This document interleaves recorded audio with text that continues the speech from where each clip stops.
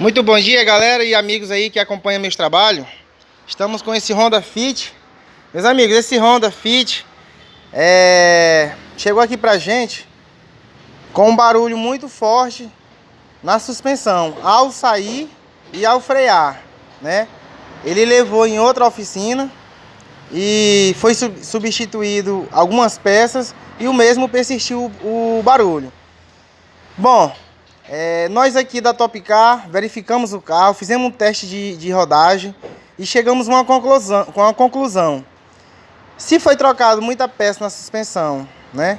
E o mesmo faz barulho quando anda e quando freia, fomos verificar a árvore do amortecedor. Para remover a árvore do amortecedor, você vai ter que remover a churrasqueira do carro. Essa peça onde vai o limpador do para-brisa, né? Nesse caso aqui eu só soltei o canto direito e já tive acesso aqui à polca que segura a árvore do amortecedor. Bom, o amortecedor já está aqui fora, né? Já está removido. E encontramos uma folga aqui na haste do amortecedor. O coxim já está gasto, ó. Essa parte aqui onde tem essas linhas, ela é bem grossa. Já está bem fininha, ó, inigualou com o fundo do coxim. Então vamos substituir esse coxim. Além disso, existe um rolamento, né? Tá aqui o rolamento é aplicado aqui, ó, e o coxim por cima. Tem folga também aqui, ó, nessa peça, no rolamento, ó. Ele tem folga. E aí ao cliente, né, quando o cliente vai arrancar, o mesmo faz barulho.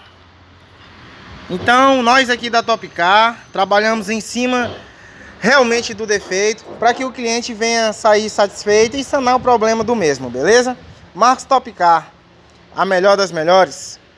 E se for viajar, passa lá no Marcos da Top Car. Valeu. Olha o José ali na remoção ali do câmbio da caixa do Azira. Lembrando que já chegou aqui, viu, o cabeçote da Fremont e o cabeçote do Cruze já estão aí para ser montado, beleza? Me siga lá no Instagram, Marcos Top Car, e se inscreva lá no meu canal também, Marcos Top Car, para estar recebendo aí notificações, vídeos e postagem minha assim que for postada, beleza? Dê um joinha lá e tamo junto.